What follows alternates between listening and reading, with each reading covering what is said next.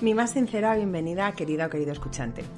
Hoy me estás acompañando en mi podcast Cosmética de Trincheras. Estoy en el episodio número 64 y como ves, esto es otra vez un video podcast. Ya me estoy acostumbrando a esto del video podcast y me ha gustado la idea, la verdad, me da mucha más versatilidad. Sí que es cierto que hoy me vas a ver a nivel de energía como un poquito bajita.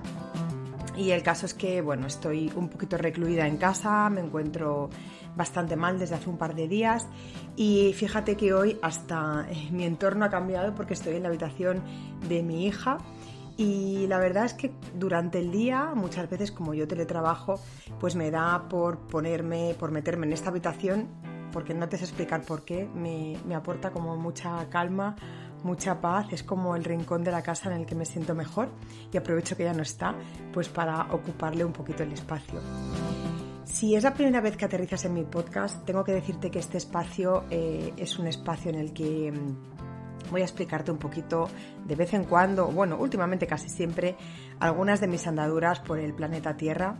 Y también es un lugar, por supuesto, en el que comparto información sobre mi gran pasión en la vida, que es la cosmética natural casera o lo que yo vengo a llamar pottingueterapia.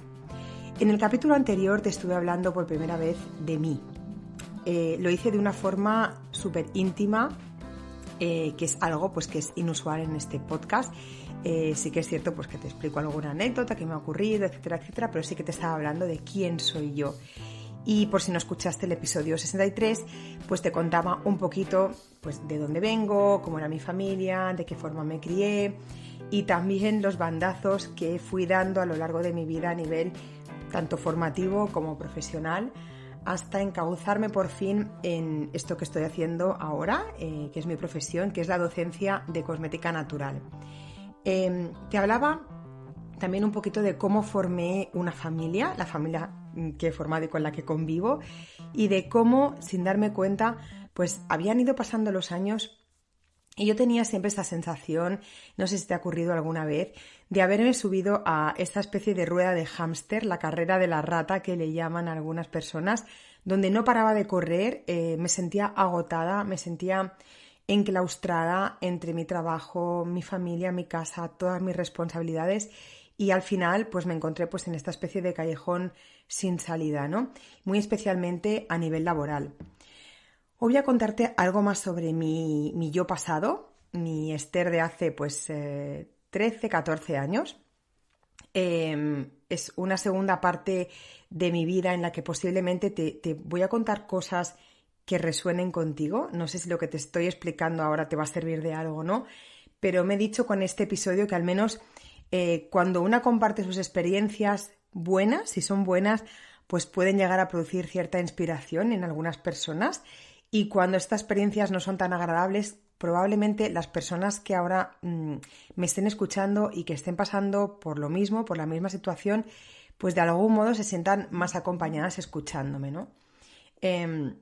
Yo te hablé en el episodio anterior, en el episodio 63, de mi noche oscura del alma.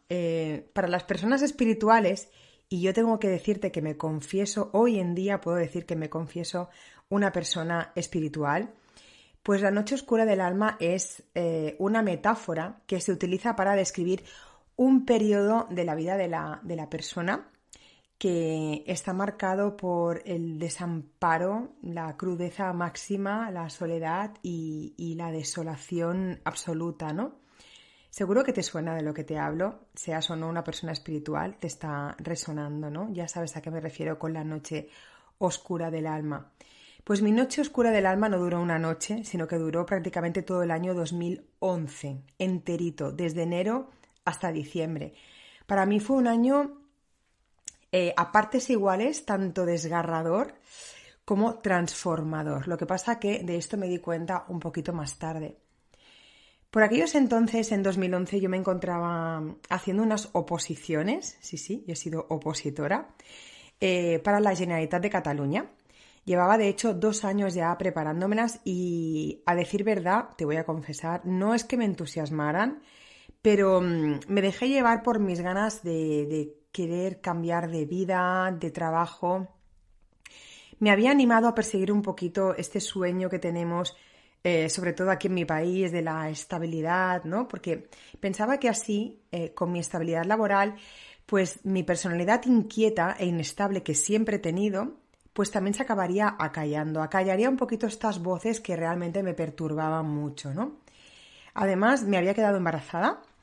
Bueno, yo me consideraba una crack en la academia, con lo cual yo pensaba, bueno, embarazo, hijo, oposiciones, trabajo fijo para toda la vida. Además tenía una pareja que me quería, bueno, sigo con él, por suerte, y sentía que la vida me sonreía, ¿no? Esto fue en el 2010, ¿no?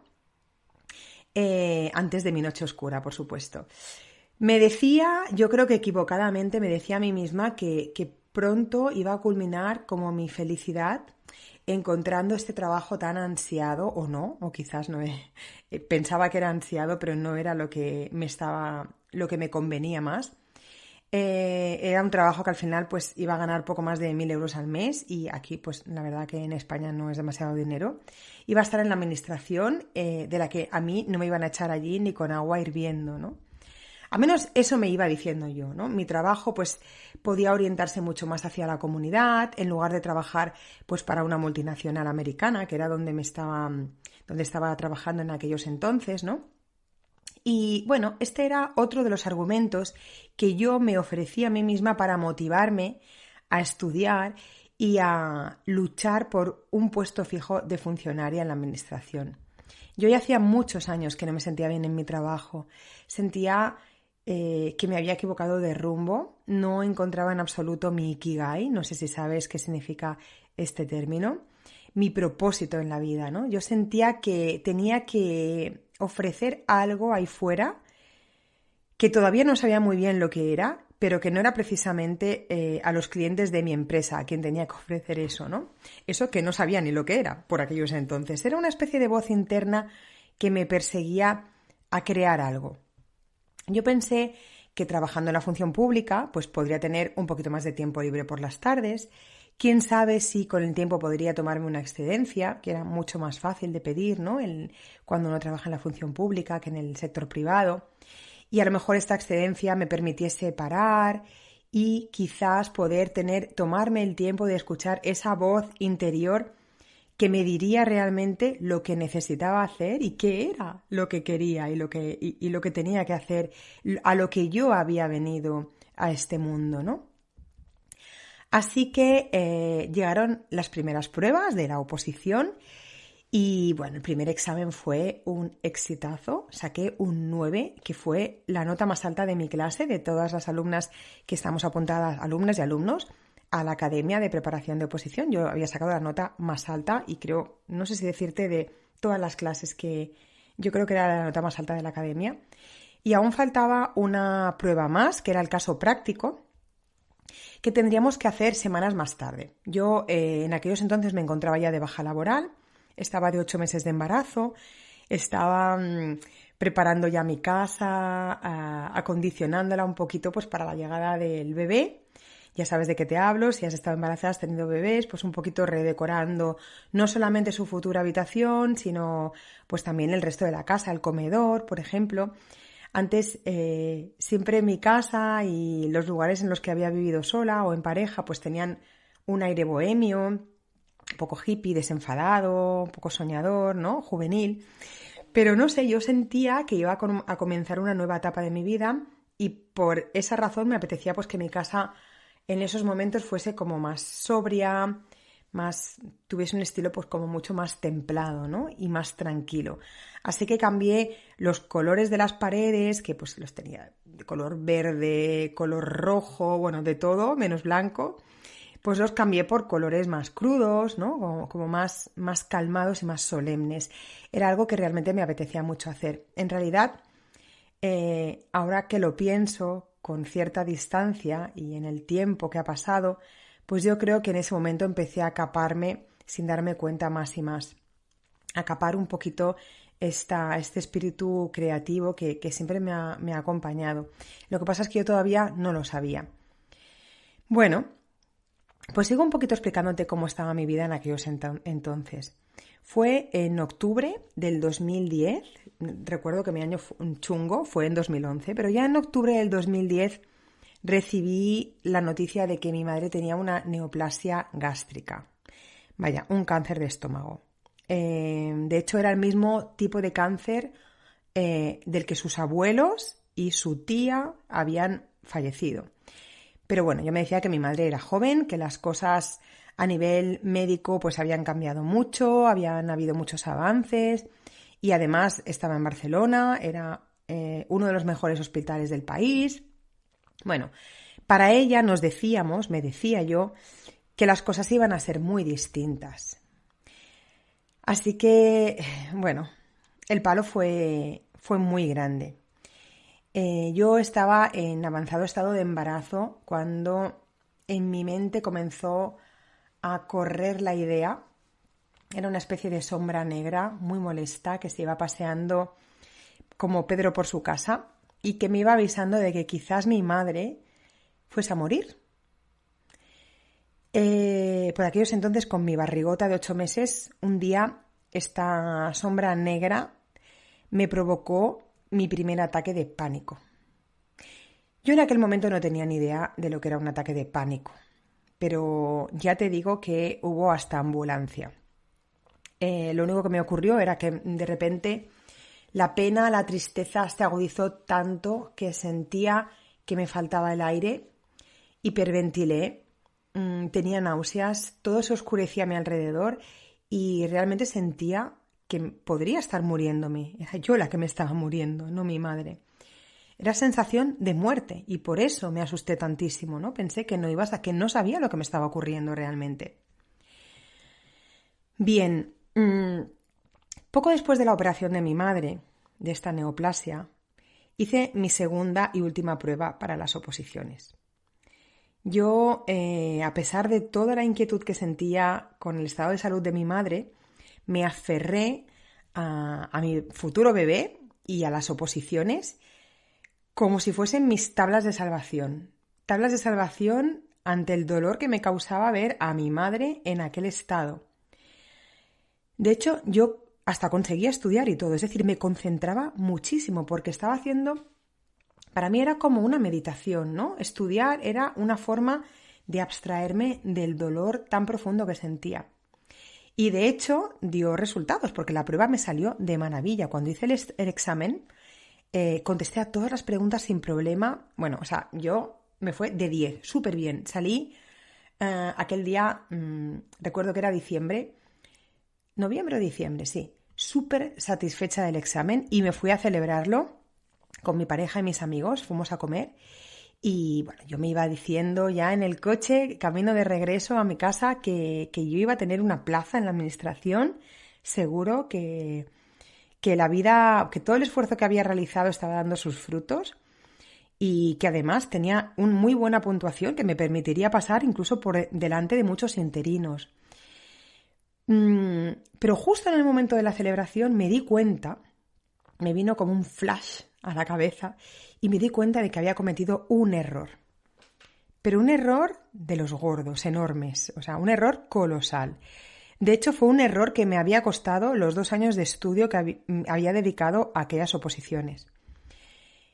Y es que en algún momento del examen, una de las preguntas simulaba, era una simulación que tú tenías que contestar como funcionaria de la administración al teléfono y tenías que presentarte, ¿no? Era un caso práctico, como te decía.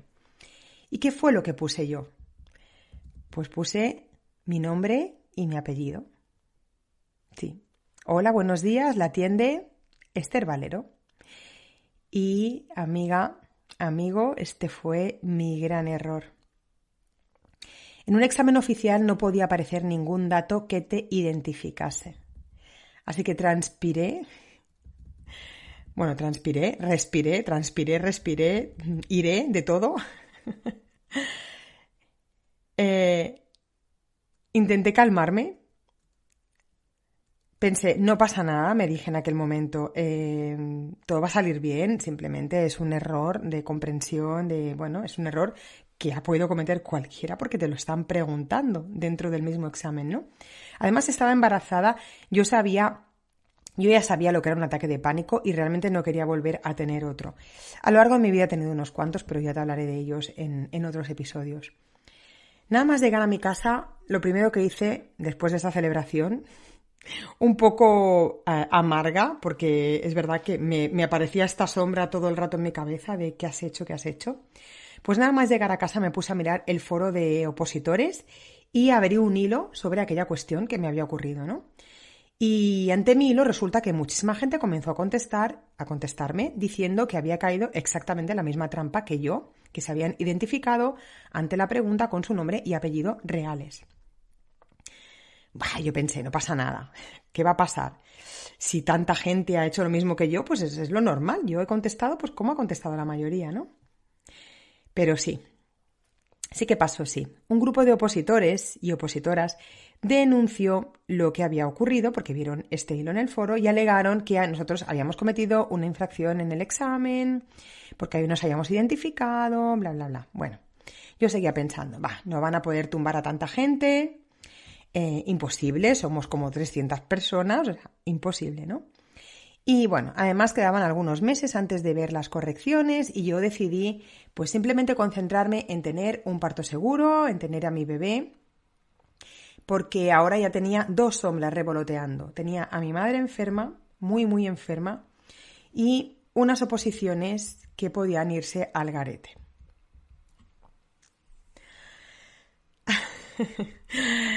Bueno, yo a veces pienso que ojalá pudiese existir el viaje en el tiempo. Hay otras personas pues, que lo utilizarían para muchas otras cosas, ¿no? Pero yo me reuniría con mi yo de hace 13 años, me iría con ella a un café, a una cafetería bonita, nos pediríamos un café, las dos, cogería de la mano a esa Esther embarazada, sensible, insegura, totalmente perdida, acojonada, ¿por qué no decirlo? Y la miraría a los ojos. Eran unos ojos más jóvenes, 13 años más jóvenes, sin las patas de gallo que tengo ahora, que ya lo ves, cómo me han salido aquí. Y le diría, de verdad, con todo el amor de mi corazón, le diría que todo está bien como está. Que no lo estaba entendiendo, no lo entendería probablemente, pero que como reza el título de un libro que a mí me encantó, de Milena Busquets, que por cierto lo leí después de la muerte de mi madre, ya te he hecho un spoiler aquí. El título de la novela se llama También esto pasará. Quizás le regalaría el libro a la Esther embarazada de hace 13 años. Voy a contarte más sobre lo que pasó con este asunto en mi próximo episodio, porque hoy quiero hablarte precisamente de cosmética para embarazadas. Si mi yo de ahora se reuniera con mi yo de hace 13 años, podría hacerle escuchar este episodio. Sinceramente, por aquellos entonces yo no tenía ni idea de los peligros que pueden entrañar los productos de la cosmética convencional, pues tanto en la salud como en el medio ambiente, pero menos aún en una población tan vulnerable, tan sensible como son las embarazadas. Poco se habla de este tema. Pero antes de nada, quiero tranquilizarte si ahora mismo estás embarazada, no te me agobies, ¿vale? No entres en pánico. Yo estoy segura de que lo estás haciendo bien con las herramientas que tienes a tu disponibilidad. De hecho, no todo el mundo nace aprendido. Yo fui la primera que he hecho muchas cosas raras estando embarazada. Y la verdad es que estamos rodeadas de información muy contradictoria. Yo en este episodio, en este podcast, voy a hablarte de lo que yo sé, de lo que he aprendido durante estos años. Y si tienes alguna duda, pues ante alguno de los productos que estás usando en tus cosméticos, productos de higiene, siempre puedes consultar con tu médico. Pero también puedes consultar con otra especialista. A mí me parece, yo siempre consulto con esta especialista mía, la tengo siempre al lado, a mi disposición, pero no le solemos prestar mucha atención. Y esa especialista es tu intuición, querida, querido. Tu intuición. Consulta a tu intuición cuando tengas alguna duda. A mí me extrañaba, la verdad, que en 64 episodios que llevo ya de este podcast, no hubiese dedicado a ninguno al embarazo. Voy a intentar ir por pasos para no dejar cosas importantes en el tintero. ¿vale? Verás, durante muchos años se decía que los productos cosméticos que utilizamos no eran capaces de penetrar en las capas más profundas de la piel y mucho menos en nuestro organismo. Y desde hace un tiempo ya sabemos que esto no es para nada cierto. Los cosméticos no solo pueden penetrar en nuestro organismo, sino que además pueden llegar a traspasar la placenta. Y esto no lo digo yo, esto lo han demostrado estudios, pero mira, tenemos uno muy reciente del que ya te he hablado en episodios anteriores, que es uno que se realizó en bebés, en recién nacidos, aquí en Barcelona, en el Hospital Clínic. Y bueno, en este estudio se encontraron compuestos químicos en los cordones umbilicales de los recién nacidos. ¿Y sabéis qué se encontraron? Pues que muchos tenían ingredientes que ya se sabe que son disruptores endocrinos. Y la mayoría de ellos eran precisamente procedentes de filtros solares químicos. Mi consejo es que te protejas la piel con filtros solares minerales. Este es el primer consejo que puedo darte y a poder ser que no contengan dióxido de titanio, ¿vale? Sobre esto ya te hablaré en otro episodio, esto es algo ya personal mío, pero prefiero que no contengan dióxido de titanio. Hace un tiempo sí que lo utilizaba junto con el óxido de zinc y he decidido pues omitirlo por la controversia que genera un poco este ingrediente. Y sobre todo, verifica que tu protector solar sea de cosmética natural y que no contenga nanopartículas. Bien, este es el consejo número 1. Voy al consejo número 2. Reduce al máximo el número de productos, que contengan fragancias. Y aquí soy bastante radical. Sí, soy bastante radical, la verdad. Este es mi criterio y otras personas pueden tener el suyo propio. Pero yo creo que de igual modo que te proteges a la hora pues, de evitar cuando estás embarazada olores químicos muy fuertes, pues como por ejemplo de pinturas, de esmaltes, yo te sugiero también que evites estar todo el día oliendo fragancias, sobre todo si son sintéticas. ¿Qué pasa? Pues que estas fragancias ya pueden ser pues de colonia, de cosméticos propios que huelan a algo, ¿no? De ambientadores. Estas fragancias están cargadas de talatos que son disruptores endocrinos. La verdad es que creo que poco se habla de este tema, que a mí me parece súper crucial, sobre todo en la época del embarazo. Tengo que decirte que mi masterclass que voy a dar gratuita sobre cosmética natural consciente va a ser el próximo 28 de abril a las 7 de la tarde, hora española. Voy a hablar de este y de muchos otros temas y voy a darte unas claves para que des el gran salto hacia la cosmética natural y casera. Así que si todavía no te has inscrito a la masterclass gratuita, te voy a dejar un enlace en las notas de este episodio. Que sepas esto, que es, ya te lo he dicho, 100% gratuita y online. Del mismo modo que te decía esto sobre las fragancias, intenta también evitar añadir suavizante en tu colada. El suavizante está cargadito de fragancias, de perfumes y sustitúyelo por favor por un chorro de vinagre que es más que suficiente, ¿vale? Consejo número 3. Hazme el favor de evitar el uso indiscriminado de aceites esenciales. Yo en este punto también me considero bastante intransigente. Tengo que decirte que hay muchas escuelas, pero yo soy más de evitar el uso de aceites esenciales durante el primer trimestre y durante todo el embarazo si hay algún riesgo de pérdida, ¿vale? Pero de todos modos las embarazadas, en mi criterio, pues no deberían utilizar más que un cuarto o la mitad de la dosis que se recomienda de los aceites esenciales, pues en casos normales de adultos, ¿no? No embarazados, vamos a decir. Esto significa que en el caso, por ejemplo, de fórmulas para que se apliquen en la piel, pues sería 0,25% de aceite esencial o 0,50% de la fórmula. Esto sabrás de qué te hablo si fabricas tu propia cosmética natural. De verdad, puedes omitirlos sin problema. Pero si te hace mucha ilusión utilizar aceites esenciales y quieres saber los que realmente yo considero que están en la lista negra, te voy a detallar algunos. Estos que te voy a decir están en la lista negra para el embarazo.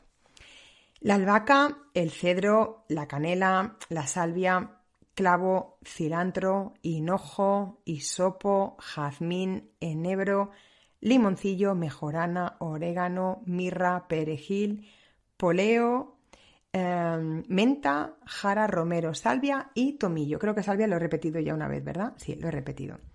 Bien, no sé si te vas a acordar de todos. Si quieres, yo te los puedo dejar también en las notas del podcast para que no se te olviden. Voy por el consejo número 4, los labiales. También he dedicado un episodio entero a hablar de los labiales, porque la mayoría de los labiales convencionales contienen ingredientes derivados del petróleo. Además, entre otras cosas, pues de aromas, de sabores artificiales, de colorantes sintéticos, etcétera, etcétera. Y esto no es nada nuevo en cosméticos convencionales. Lo que pasa es que gran parte de los labiales te la acabas tragando involuntariamente. Así que yo creo que no querrás, si estás embarazada, que tu bebé, desayune petróleo, ¿no? Pues entonces intenta evitar estos labiales convencionales cargados de derivados del petróleo.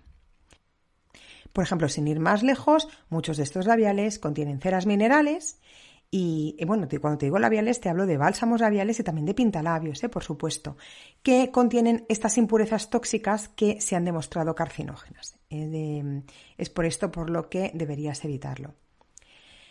Consejo número 4. Evita los pintauñas. Lo sé, ya sé que probablemente te encante ir a estos centros tan modernos, estos sitios de moda que te hacen las uñas, pero debes saber que la mayoría de estos esmaltes contienen benzofenonas. Estos compuestos están siendo estudiados por su toxicidad y supuesto riesgo para el embarazo y el desarrollo del feto, y también posibles problemas del desarrollo tras el nacimiento. Por el momento tengo que decir que no existen demasiados estudios muy concluyentes porque es un tema muy reciente y también por algo obvio, que es muy difícil y muy peligroso realizar estudios sobre embarazadas, porque deberían administrarse pues fármacos y productos para realizar las evaluaciones y bueno, por este tema hay muy poca documentación, muy pocos estudios sobre productos que realmente no estén yendo bien a las embarazadas y al desarrollo del feto. Así que durante mucho tiempo es muy posible que nos quedemos en status quo con muchos productos y compuestos químicos, pues por ejemplo como este de las benzofenonas. Por otro lado, ojo con los conservantes en tus cosméticos.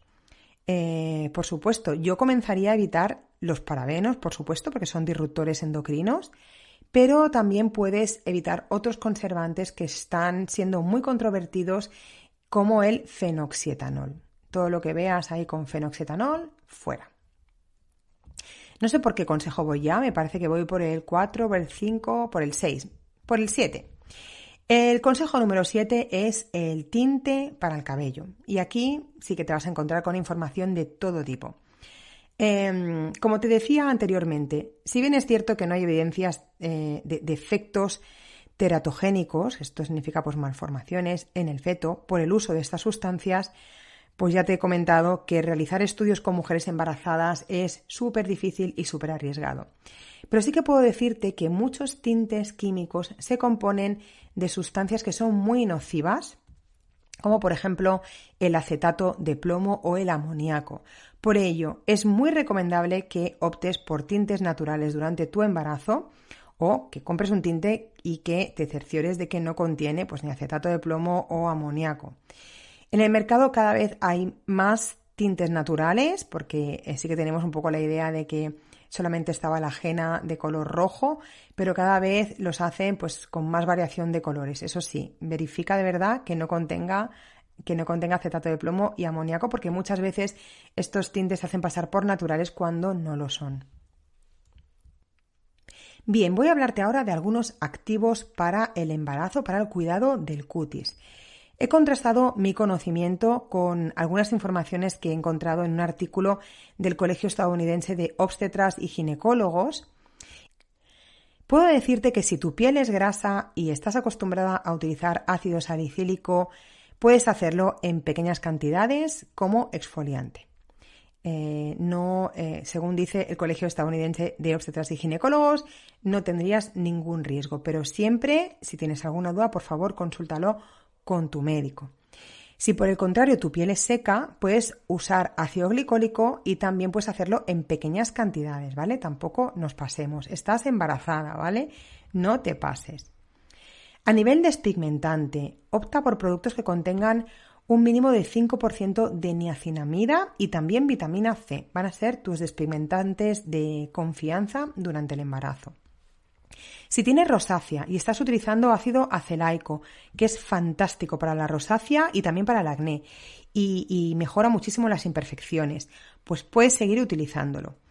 Del mismo modo también puedes seguir utilizando ácido hialurónico porque se considera totalmente seguro. Y ahora voy a hablarte de los que no se consideran tan seguros y el primero es el retinol. No puedes usar ni retinol ni retinoides con o sin receta durante el embarazo. Repito, no puedes utilizar retinol porque está totalmente contraindicado en el embarazo. Si quieres utilizar un producto con resultados similares, utiliza por favor bakuchiol. El bakuchiol es el retinol vegano que puede utilizarse durante todo el embarazo y además lo puedes utilizar de día, sin ningún problema. Y por último, quiero advertirte de que la información que estoy compartiendo aquí en ningún momento puede sustituir o pretende sustituir el consejo de tu médico, ¿vale? Él es el que mejor conoce tu historial y ante cualquier duda, cualquier cambio que quieras realizar en tu rutina o cualquier activo que quieras integrar, hazme el favor de preguntarle. Así que si estás gestando ahora mismo una nueva vida en tu panchulina, como diríamos aquí en Cataluña, mis consejos pues te resultan prácticos, o si conoces a alguna persona que ahora mismo esté embarazada y le pueda ir bien conocer esta información, por favor, dame un like, valora el contenido y compártelo. También, por supuesto, puedes suscribirte a mi canal de YouTube, seguirme en Instagram para muchos más consejos, apuntarte a esta masterclass del día 28 de abril, que va a ser a las 7 de la tarde en España, es totalmente gratuita. Te repito que te vuelvo a dejar el enlace por aquí abajo en las notas del episodio. Y por último, decirte que nos escuchamos en un par de semanitas. Yo espero estar ya totalmente en forma, espero que tú también lo estés y nada más. Hasta entonces, salud y potingues.